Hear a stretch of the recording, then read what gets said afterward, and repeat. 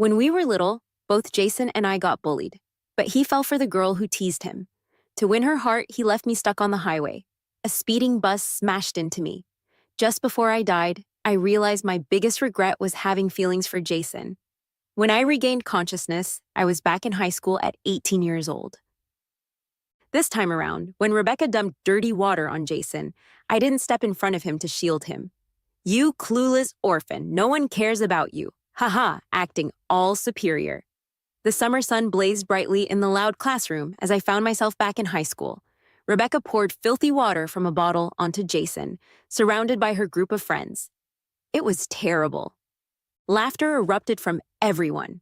Jason stood there powerless, drenched like a sad little creature. I stayed still on my desk, wondering why anyone would develop feelings for someone who bullied them. Actually, Jason and I were childhood buddies. Both orphans, we grew up together in an orphanage, and our education was funded by it. In my previous life, Jason battled severe self-hatred from relentless bullying, and I was always there to lift him up. After the college entrance exams, we attended the same university. By our third year, we started a business together. He took care of project planning while I handled external communications. Over 4 years, we hired staff, built the company, and our revenue surpassed 100 million. I believed we could keep pushing forward together, but then Rebecca made a comeback. Her dad's company went under. At a banquet, she cried to Jason, "Please, I'll do anything. I beg you to save my dad." Jason gave her a cold look. "What can you offer?" Despite saying that, he kept Rebecca around, investing heavily in her dad's failing business and catering to her every demand. He treated her so well, it was almost ridiculous. I even stormed into Jason's office to confront him. "Do you even know what you're doing? That company is a bottomless pit, drowning in debt. You're risking all our hard work from the past few years." He looked at me, shook his head, and sighed, "Mia, you don't get me." I really didn't understand him. After he let Rebecca slap me, I decided to leave Jason, but we were too financially entangled to part easily, especially with a major project looming that required both of us. I never thought he'd bring Rebecca into that project. I lost my cool for the first time. This was a plan I spent a whole year on. What was he thinking, dragging Rebecca into it? But she said to him, "Jason, if Mia hates me so much, why don't you just ditch her?" After Rebecca dumped dirty water on him, Jason instinctively glanced back at me. Every time he was bullied, I'd immediately defend him, fiercely confronting Rebecca, even though I knew I couldn't match her. She was a privileged kid, surrounded by a crew of troublemakers, none of whom were easy targets. I looked away, purposely ignoring his desperate gaze. This time, even Mia won't back you up. So funny. "What are you gonna do? Keep crying or beg for mercy?" "Ha ha ha!" I heard their taunts, feeling nothing, even yawning. In my last life, I became Rebecca's target because I helped Jason. If I had stayed out of it, I could have avoided all this. "Mia, what's up? Why are you just sitting there?" Rebecca approached, disbelief in her eyes, and tapped my desk. I grabbed my textbook and flipped through it. "I'm not his mom. I'm not gotta take care of him." Hearing this, Jason's face fell. His eyes reddened, his fists clenched tightly, and he whispered my name. "Mia." I sighed in irritation and shook off his hand. "Don't call me Mia anymore." I grabbed my bag and moved to Rebecca's seat. I could tell why she wanted to switch seats, partly because of her deskmate, Leo. I stole a glance at the moody boy sitting next to her, staying silent as I organized my books. In my last life, I didn't interact much with Leo, but I still remembered him well. He came from a wealthy family, his dad was a prominent real estate mogul, and his mom was an artist. His life should have been smooth sailing. However, he was in a serious car crash in elementary school, which left him disabled from the knee down and unable to stand. From then on, he was stuck in a wheelchair. Leo was quiet and rarely spoke to anyone. Though Rebecca was brash, she didn't dare cross him. Most of what I knew about him came from rankings after exams, where his name often topped the list. I thought his talents and family background would secure a bright future, but that wasn't the case. It wasn't until a college reunion that I learned he had passed away. He couldn't handle the burden of being disabled anymore. "Mia, get up and answer this question." I was lost in thought when my name was suddenly called. I realized class had started. Physics class. A balding, middle-aged physics teacher glared at me from the podium. In my last life, I felt he had an odd dislike for me, maybe because physics was my weakest subject.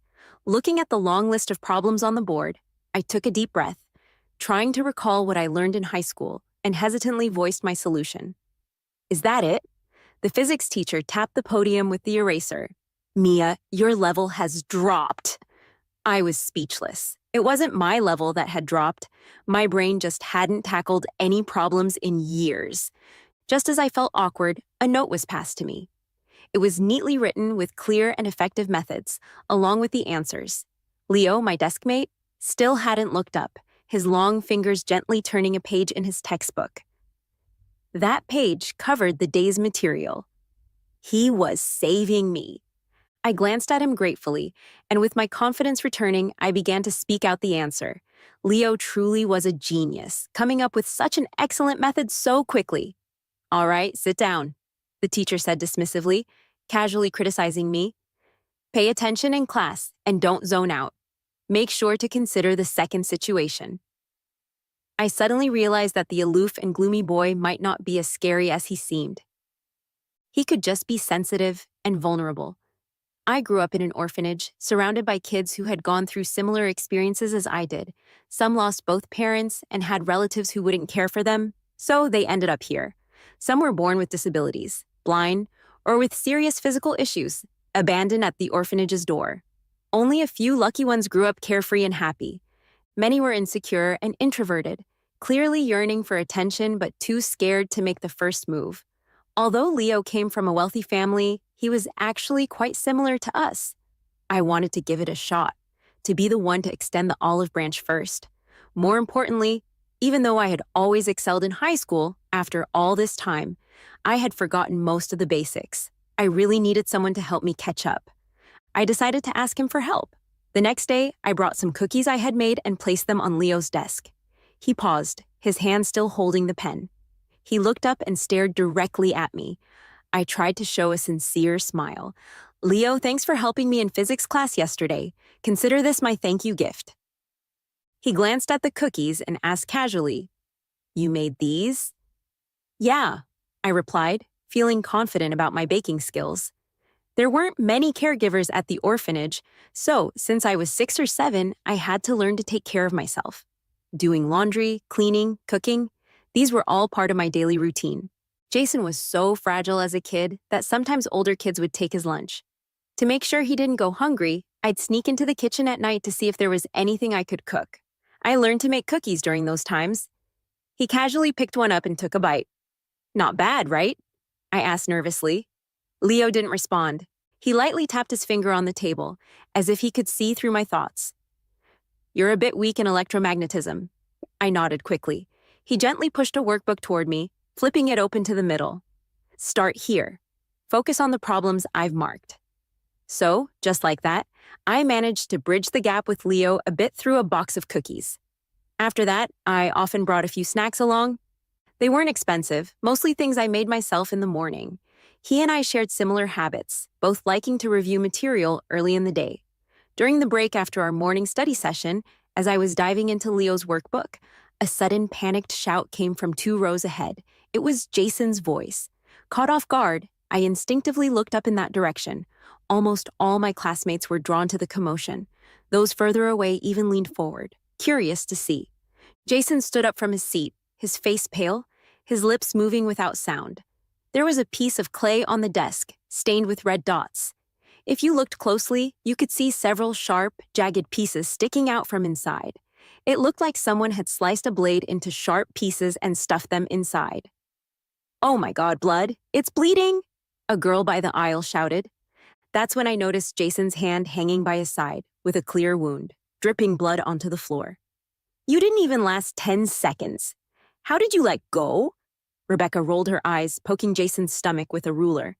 You lost this round. Jason lowered his head, his voice soft. I didn't know there were knives inside the clay. Please don't play such dangerous games. Such a buzzkill. Rebecca's expression dropped. She put away the ruler and slammed it down on the desk. With a loud smack, it bounced onto the chair in front of her. After watching for a while, many people figured out what was happening.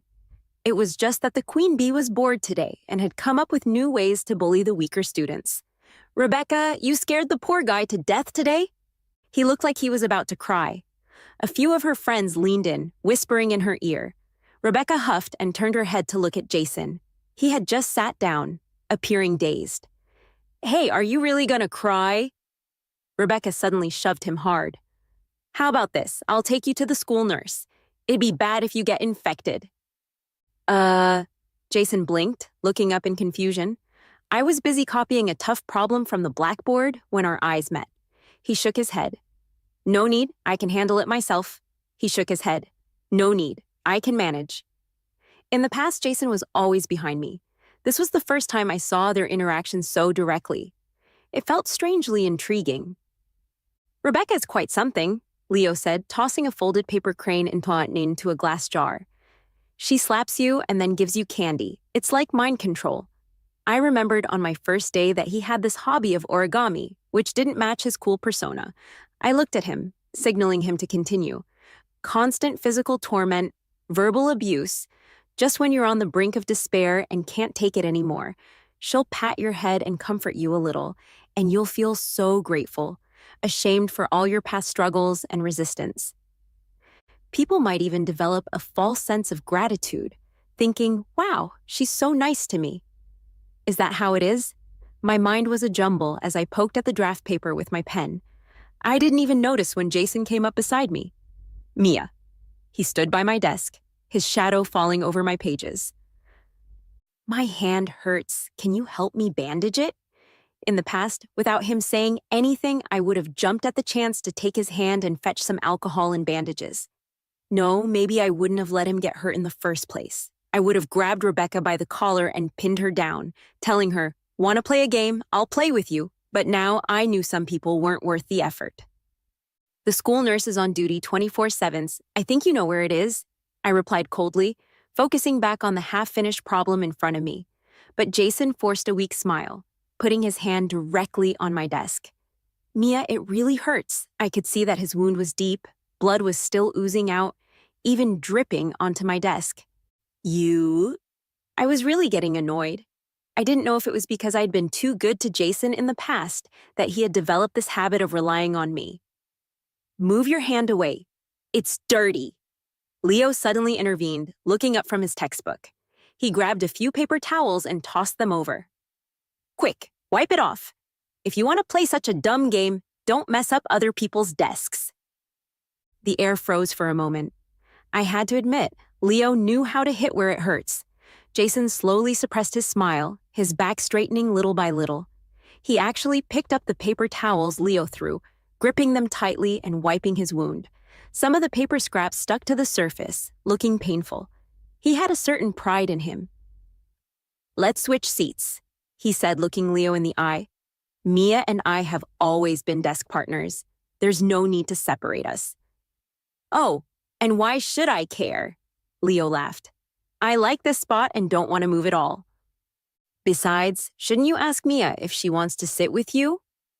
Leo took another piece of paper from his metal box and casually began folding another crane. The question was thrown my way. But Jason didn't ask me, as if he was afraid to hear the answer from me. Fortunately, the class bell rang. The homeroom teacher walked in carrying a large stack of papers. She glanced at Jason and exclaimed, "Oh my God, what happened?" With the teacher's intervention, the tense atmosphere in the classroom finally eased. This wound looks like it was caused by a sharp object. The homeroom teacher walked over, grabbing Jason's wrist, frowning seriously. How can you do something so dangerous in the classroom? Tell me what happened. I guessed he wouldn't mention Rebecca's name. Sure enough, Jason bit his lip and stayed silent. The teacher was clearly unhappy with his silence. She pointed to a student who was looking down. You tell us what happened during the last break. The girl looked down, hesitating before finally saying, I went to the bathroom, so I don't know. No one wanted to offend Rebecca. The teacher sighed, showing a look of helplessness. She asked the class monitor to take Jason to the nurse's office before starting the lesson. In the days following the incident, there was a brief calm between Rebecca and Jason. It seemed like everything had passed. Then, just as midterms approached, I was busy preparing and didn't have time to pay attention to the two of them. Meanwhile, Leo and I seemed to have more and more common topics to talk about. I was surprised to find that when I was in elementary school, I had even been to the affluent neighborhood where Leo lived. At that time, a wealthy businessman had donated a significant sum to our school. He was very old, had no children, and his only wish was to have kids who could visit him. In the year before he passed away, we visited him almost every month. Sometimes we'd sing for him or chat. Other times we'd just quietly listen to him talk about the past. I recalled this coincidence while wheeling Leo down the hallway. From the initial indifference to now allowing me to help him navigate the school, our relationship had progressed remarkably. When I was in a good mood, he'd even let me push him for a quick sprint on the playground. I couldn't help but raise my voice and say, "Leo, we might have met before." He ignored me. Even so, I thought that even if we had crossed paths years ago, we probably wouldn't remember each other after all this time. Just as we reached the corner of the stairs, I suddenly heard Rebecca and her friends' voices. First, I heard her lackey complain. "Rebecca, your dad hasn't yelled at you lately, right? I've never liked that homeroom teacher. It's ridiculous to call our parents over such a small thing. It must be that jerk Jason who reported it." Rebecca stomped her foot and snorted. "I was too nice to him the other day, and even changed seats with Leo. I have to teach him a lesson." After saying this, Rebecca forcefully knocked on the door of the adjacent classroom. The iron door creaked. It was locked. "Let's go. Don't worry about it," someone said. After those girls laughed and left down the stairs, I wheeled Leo out.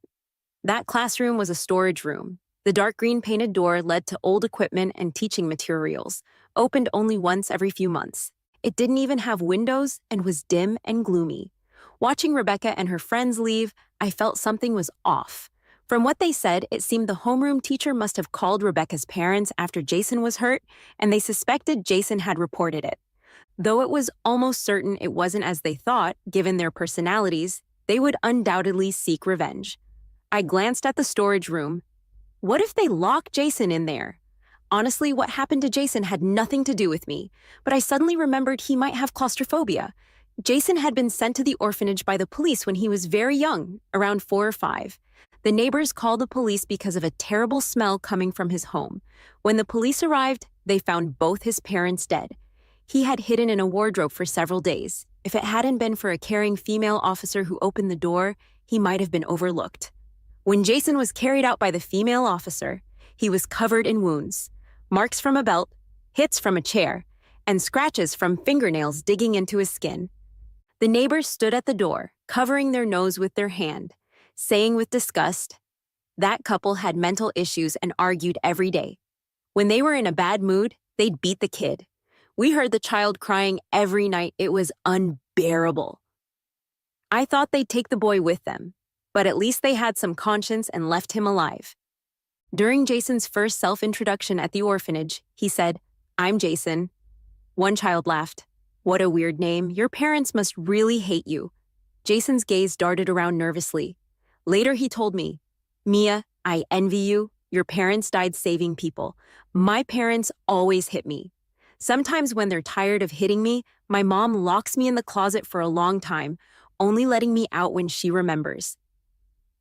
But I'm so scared of the dark, and I've told her countless times, but she never believes me. Mia, I really wish my parents loved me." What did I say back then? I took Jason's wrist and said, "Don't be afraid. I won't let anyone bully you again." I raised my hand and knocked on the storage room door.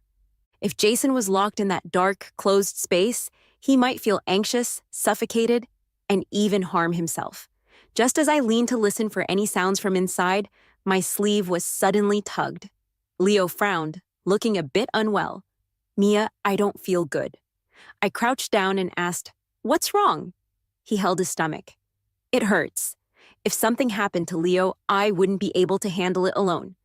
I quickly pushed him to the nurse's office, rushing in and shouting, "Teacher, there's a student who's not feeling well." The nurse in a white coat came out from the back room. Seeing Leo, she exclaimed, "Leo?" I was taken aback, thinking Leo must be a regular visitor to the nurse's office.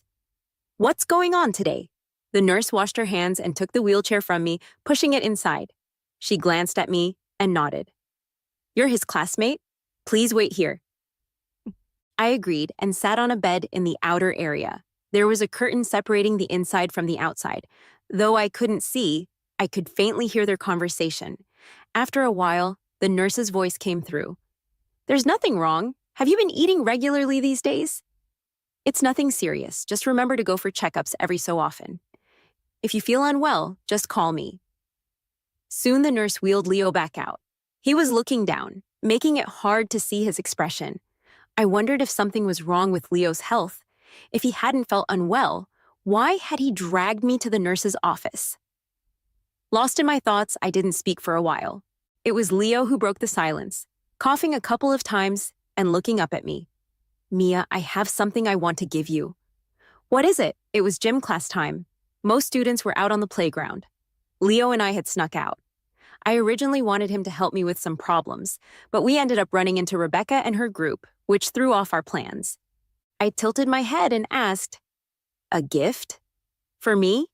Leo nodded slightly. In the classroom, I thought it might be a small present in return for the cookies I often brought him in the morning. But it wasn't. He pulled out a glass jar from his desk, filled with the origami cranes he had folded. They were in various colors, probably a few hundred of them. I was stunned, momentarily speechless, and ended up asking a really inappropriate question. "Leo, how did you get such a weird hobby?" As soon as I said it, I realized how rude I sounded. I hadn't even said thank you when someone gave me a gift. Instead, I was babbling nonsense. I immediately blushed and nervously shook my head.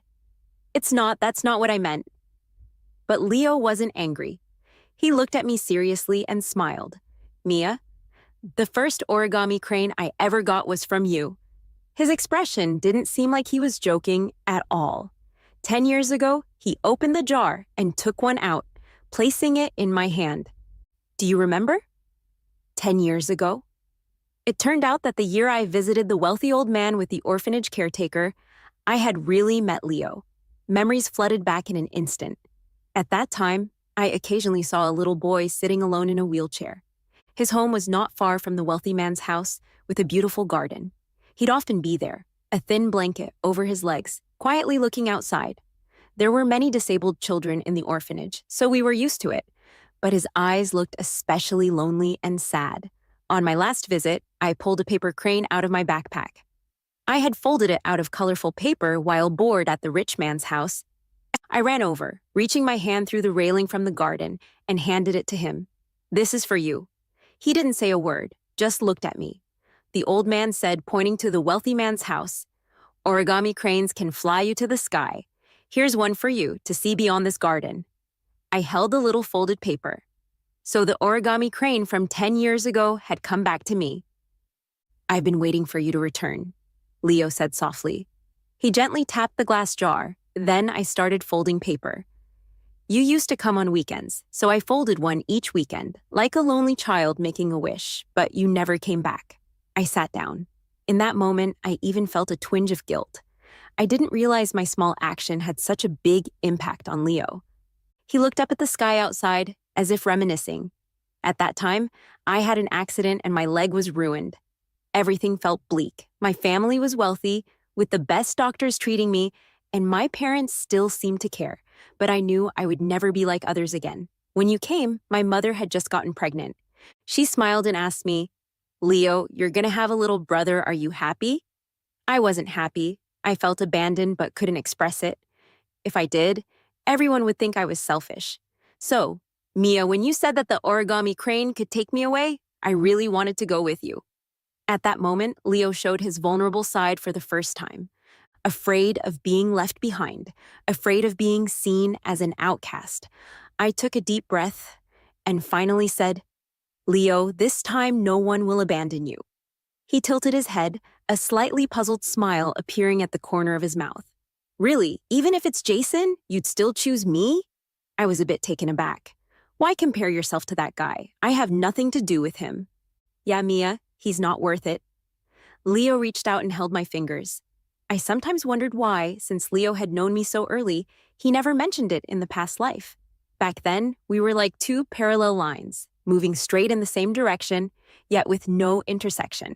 Much later, when we were already in college, he took over an important department in his father's company, while I was preparing to continue my studies. On weekends, we went on coffee dates. I was munching on formulas from my textbooks when he leaned over to play with my hair. Then I suddenly thought of something. Leo, if I hadn't sat next to you in high school, wouldn't we have gone our separate ways? He shook his head, saying smugly, I would have written you love letters. When you saw them, you'd be moved to tears by our fate. I lightly tapped his head. I took that as just him being casual.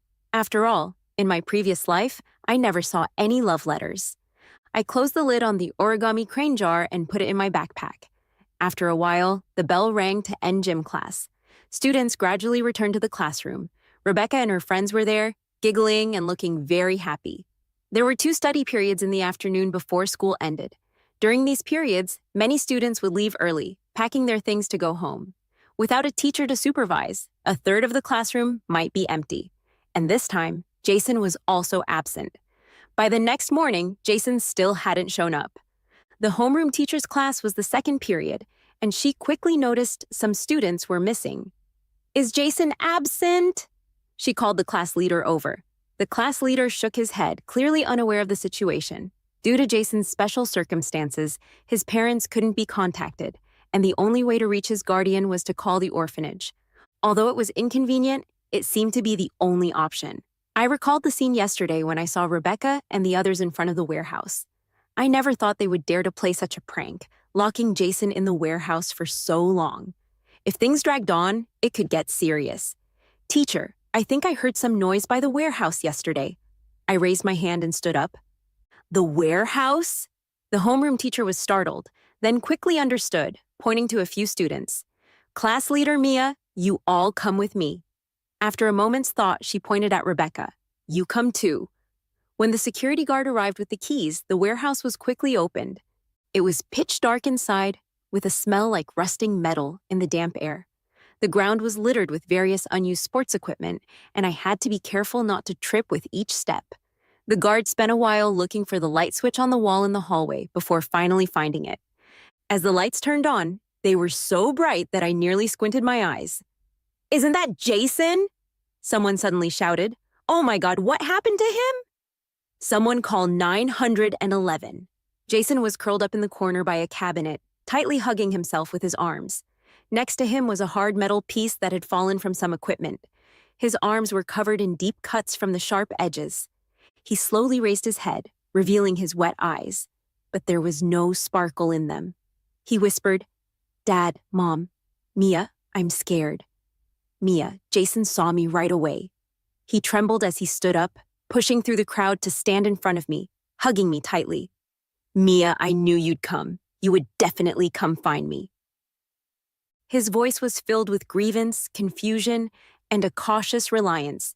You said you would never leave me. I told myself, you wouldn't abandon me.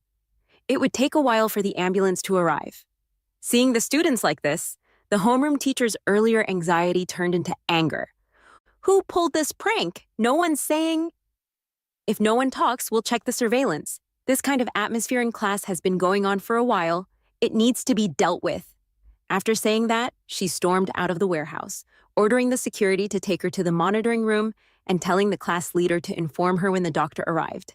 Damn, that's really low. Snitching is your specialty, huh? You little sneak.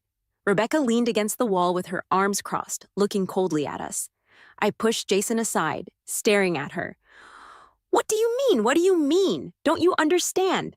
Weren't you just reporting to the homeroom teacher in class? Trying to get me in trouble, huh? If I really get in trouble, you all won't get off easy either. Not long ago, she went to mess with Jason by herself, and I didn't want to get involved. But today she came over again, flaunting her power and causing trouble. Why should I put up with it? I was about to walk over and argue my point when Jason suddenly stepped in front of me. Rebecca, it was you who locked me in the storage room. You have no reason to talk about Mia like that. In this life and the last. This was the first time he stood up to Rebecca for me. Rebecca was clearly as surprised as I was, neither of us expecting this. After a brief moment of shock, her displeasure showed, and she raised her hand, slapping Jason across the face. What's wrong with Mia? I can say whatever I want about her. What are you babbling about, Jason? You're so funny. Do you like her or something? Seeing the situation get out of control, the class monitor jumped in to mediate. Hey, we're all classmates. Let's just talk it out. Rebecca, don't be impulsive. Jason, just apologize. But our monitor was known for being weak-willed. His feeble words couldn't calm the chaos. Rebecca grabbed Jason by the collar, her words dripping with mockery. You little orphan, I suggest you give up. Your Mia doesn't want you anymore. She's been with that lame guy, Leo, from our class for a while now. Sure, he's disabled, but his family's rich and he studies well. Einstein. What do you have besides being able to compete with him in looks? Honestly, what do you, a poor little orphan, have? Shut up. Jason's face instantly darkened. He looked panicked, but he didn't dare look at me, just tightened his grip on Rebecca, repeating, "Shut up. I want you to shut up." I won't. Didn't you know? Yesterday afternoon, those two skipped gym class and snuck into the classroom. Who knows what they were up to? After school, someone saw them holding hands. Your Mia was so happy. Jason suddenly became extremely agitated. Maybe it was because he had been trapped in a dark place for so long. That anxious feeling hadn't left him at all. He suddenly gripped Rebecca's neck, growling low, "I want you to stop talking." Don't you get it? At that moment, he didn't look like the weak, pitiful student who used to get bullied. He looked more like the decisive and ruthless leader he would become in the business world. I suddenly felt a sense of dread. I rushed over, trying to grab Jason's arm, but I was too late. He pushed Rebecca to the railing, his eyes red, voice trembling. "You're the real bitch? Who allowed you to spread rumors?" Rebecca was clearly startled, but used to being willful and arrogant, she didn't back down. "What do you mean rumors? It's the truth, who knows? Maybe they've even slept together." As she shouted and struggled, before she could finish, Jason grabbed her neck and pulled hard. The two started grappling, and suddenly Jason flipped and yanked Rebecca off the corridor. They both fell down. The monitor and I rushed to the railing. 6 stories up, they just tangled and fell. People around were panicking and shouting. I ran down frantically, getting closer and closer. Close enough that the blood pooling under Jason seemed to spread to my feet. The ambulance finally arrived, but it was too late. When the medical personnel got out of the ambulance, they seemed a bit unclear about what was happening. Aren't we dealing with claustrophobia? What's going on now? Make way, make way. Why are there still 2 of them? I slowly stepped back. The crowd began to engulf me. Someone grabbed my hand, warm and comforting. "Mia, are you okay?" I turned to see Leo. He looked at me quietly. My throat tightened. After a long pause, I finally spoke. "Leo, they both died." He said, "But I'll be with you from now on. Always." The sky that day was so blue, and I saw in Leo's eyes that I was the only one for him. I felt a bit lost, unsure of what to do. Later, in certain moments, I'd occasionally think of Jason. What was he feeling when he pushed Rebecca down? Was it rage, helplessness, or fear? But no matter what, my life was really no longer connected to him. The one I loved was the one who cared for me wholeheartedly, the one who had only me in his heart. Extra, Jason, I can't reach Mia anymore. No replies to texts, no calls going through. This is the first time. For a moment, I thought maybe she was still mad at me for taking Rebecca to the startup conference. But then I felt Mia was being unreasonable. She should know that Rebecca doesn't have much ability and needs some impressive credentials to back her up. Until one day, after a meeting, I received a phone call. I felt inexplicably restless all day. Rebecca was nearby making coffee, and I casually put the call on speaker. "Hello, sir. This is the police station.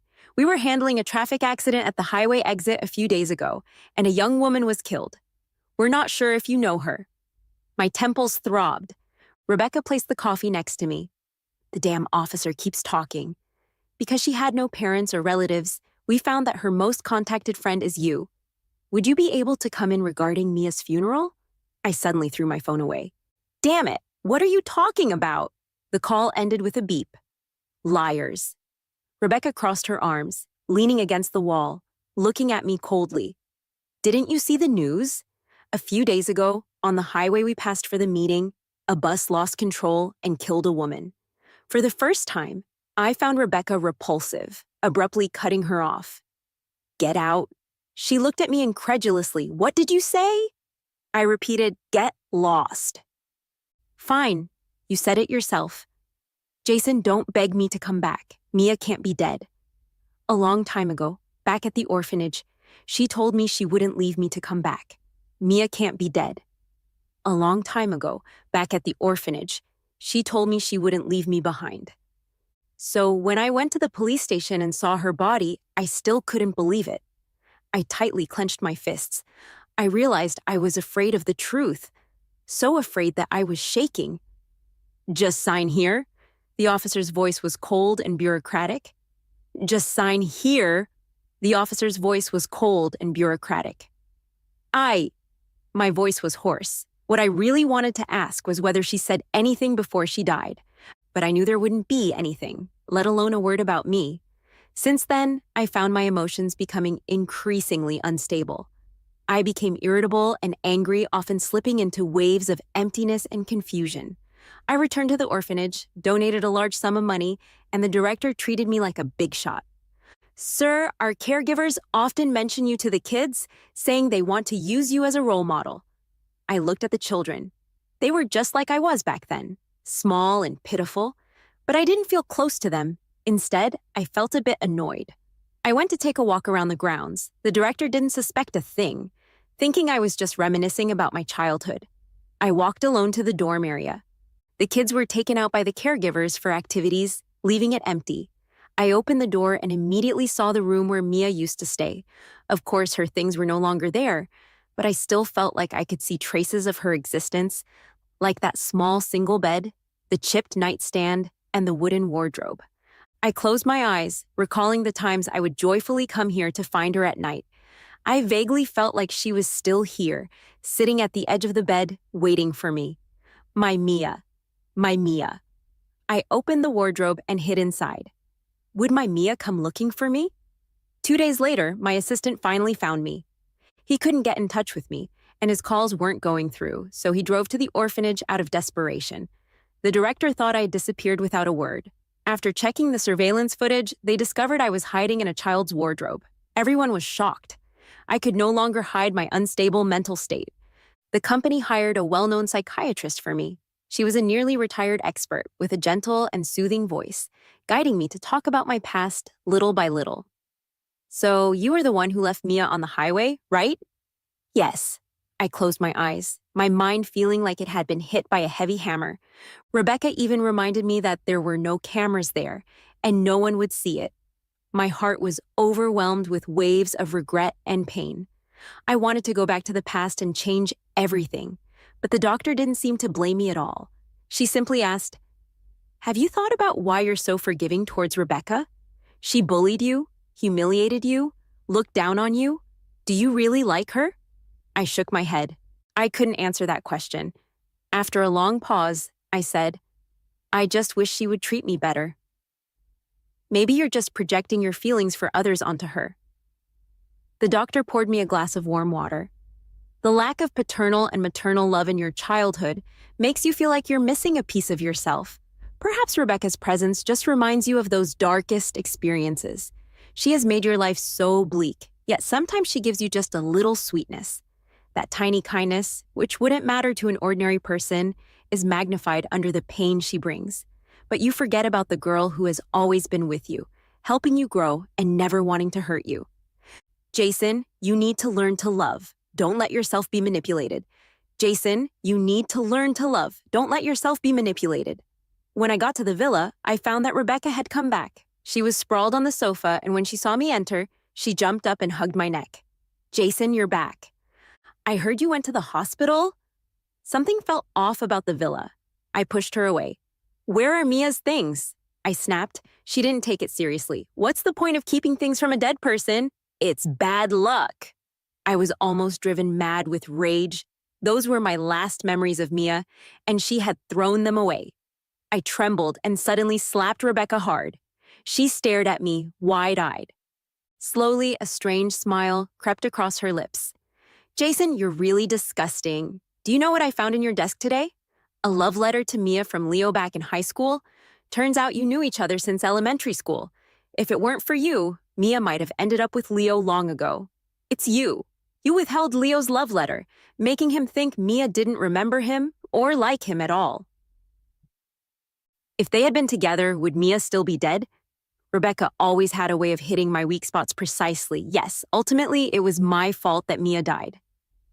Rebecca stepped closer to me, her hand slowly gliding over my face and stopping at my throat, gently squeezing. Admit it, Jason. We're meant to be together. Her voice was low and seductive. I'm the twisted one. You're the worthless one. If we're going to hell, let's go together. Let Mia's pure and innocent spirit ascend to heaven.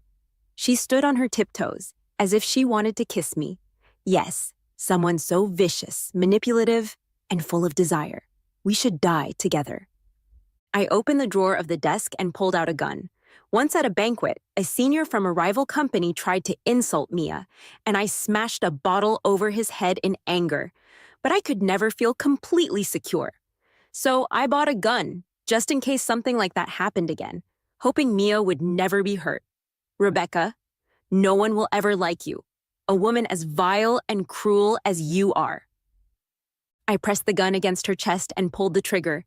She looked at me in disbelief. Blood drenched me. The last bullet. I saved it for myself,